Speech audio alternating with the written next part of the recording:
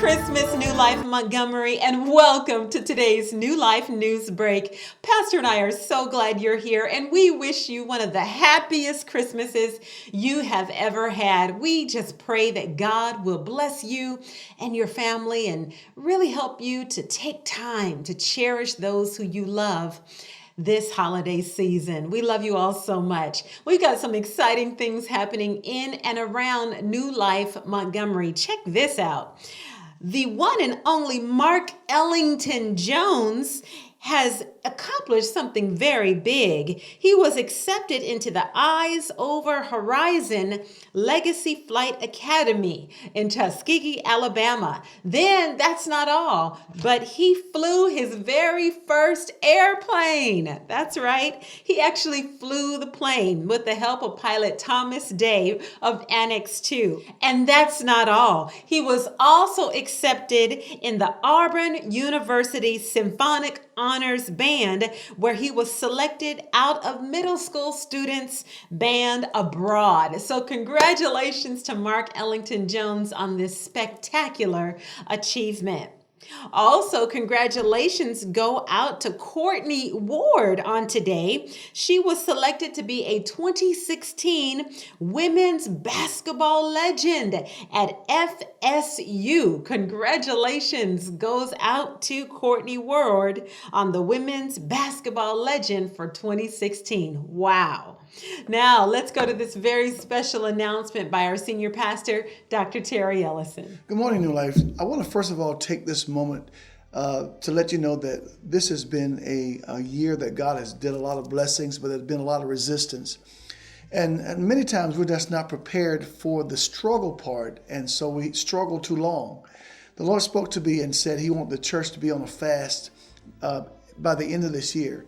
And instead of waiting on the first or the second to start a fast, God said, I want you to fast through the year. Now, there are different types of fasts, and they're the partial, the normal, and the absolute. The partial is when you can eat vegetables or no pleasant bread, like the Bible says Daniel did, and you can drink water. But then on the normal is when you only drink water or some type of juice maybe. Then you have the absolute where there's nothing. You take no water, no food or anything. What I want to do now is the Lord told me to confuse the enemy. Instead of us actually saying, let's start the fast or fasting per se, He says, start praying first. Because when you begin to pray, really the prayer will distract you from your hunger. And because you really need to focus. And that's what this prayer and fasting is going to be about, is focusing. I want you to start praying into the fast until you don't want to eat. Because really, I'm going to be honest with you, it may not sound like it makes much sense. What God's going to do is that by your prayer, it's going to distract you from your appetite. And you're going to be getting answers and sensitivity with God. And you're going to make that connection. The Bible said when Moses went up in the actual the mountain with God, he went out for food for 40 days and 40 nights without water or food. Why? Is because he was distracted by the presence of God. I want to encourage you to fast starting on the 28th, first with prayer, and then let God lead you into the fast as the type of fast, whether it be eating vegetables and water or water alone, or by nothing at all. But I want you to don't fast until you get your answer. There's an answer that God has for you, and it's like it's surrounded by darkness because it's the secret of God that He don't want the enemy to know. I want you to focus and say, God, show me the answer to my deliverance, to my problems, to my issues. And I'm telling you, God's going to do just that. It doesn't mean that when we don't give it an end date, doesn't mean there's going to be a long, long, long time. You can fast to noon, to 3 o'clock, or for several days. Do what you can do. And that's what's the important part. Be faithful to what you can do and watch God move in the way you can do things. Because some people can fast with no problem. Some people have struggles with it. This is not to be a fasting for struggle. This is a fast that you're going to be saying, Lord, I need to see. Open my eyes that I can see exactly what I need to do, what my answer is. God has an answer for you. And you need to go into this year with an answer. It won't take a long time but you need to come in with this, Lord, I'm not going to stop fasting in the systematic way of fasting that you guys are going to give you to do until I don't want it to end it until I get my answer. Go in with that determination. I'm not going to stop until I get my answer. When you go before God with that determination, first of all, you're believing that God can do it. And the second of all, you're saying, God, it actually triggers something with God because he loves it when you come to him and diligently seeking him. He said he will reward that. There are some decisions that you need to hold off on until you get a clear answer from God. Because sometimes some of our decisions are soulish and they're emotional. And God said, I'm talking, I'm going to make moves in your life. I'm going to do things in your life, but make sure it's from me. Make sure you hear me clearly. God wants to give you a clear word. And I want you to be encouraged because God's going to do that thing for you, give you your answer. Come again with your determination. I'm not going to stop fasting. This will send great confusion in the enemy's camp because he don't know exactly who will be fasting, how long they'll be fasting, or how detrimental it'll be to him. The other thing is that you could also have a partner that you come into agreement with. The Bible said, when two or three are gathered together in my name, come into and touch an agreement, I'll be in the midst of it. So you might want to get a partner. Matter of fact, when Daniel got in trouble, he went to his companions. The Bible said he went to Shadrach, Meshach, and Abednego and told them about it. And they began to pray. Then God gave him his answer in a night vision. I'm trying to tell you, God has an answer for your problem. It may be surrounded by darkness now, but by the time you get through fasting and praying, it's going to be clear as a bell. Your fasting is going to trigger something. And I'm telling you, this coming year will not be the same because you're going to go into it knowing more and more powerful, stepping into a consecrated mind, hearing the voice of God, that whatever God says, you're willing to do. Also, by the way, on our watch night service, I want you to come be prepared. God's going to move that night. Yes, I'll be laying hands on everybody who wants to be laid hands on in both Montgomery and Birmingham. I started in Birmingham and end up in Montgomery like I've been doing for the last couple of years.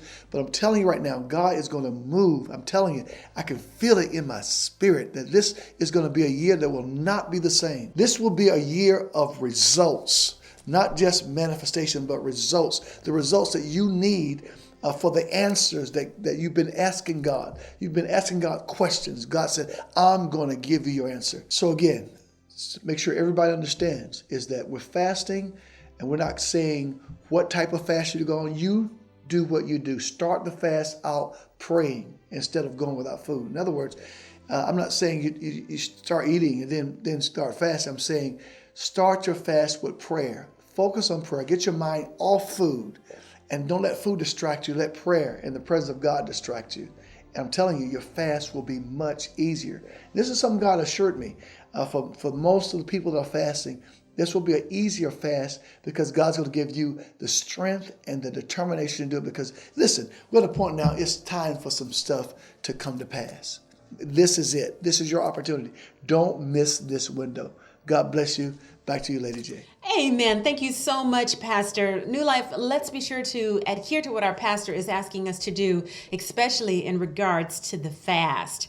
Now, please be notified that Pastor will hold a conference call with all the ministerial department next Sunday at 4 p.m. and conference call information will be provided at a later date.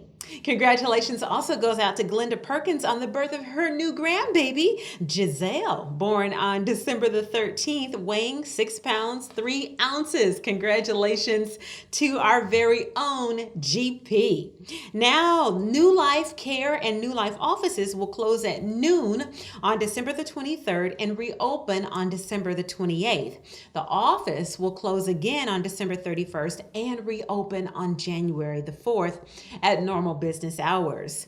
Now mark your calendar for December the 31st. That is the Watch Night service at Annex 2 at 9 p.m. Come on out. Doors will open at 8 p.m. and it's always an amazing time, packed house. So come on out early so that we can worship the Lord in the new year together.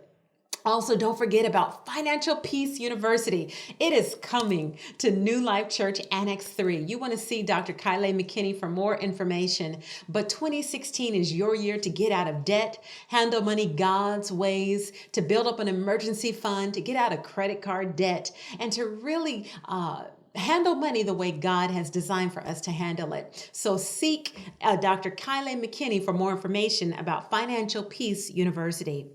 In closing, we want to keep in our prayers Pastor Billups, who lost his mother.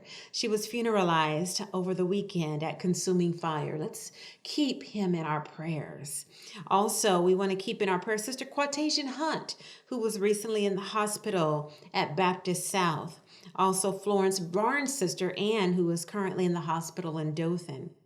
And of course, let's remember all those who are bereaved at this time, especially the Prophet Joseph Hargo family and all those who are listed in the program. And even those who aren't listed, so many are going through and so many are sick. So let's remember to keep all of them in our prayers.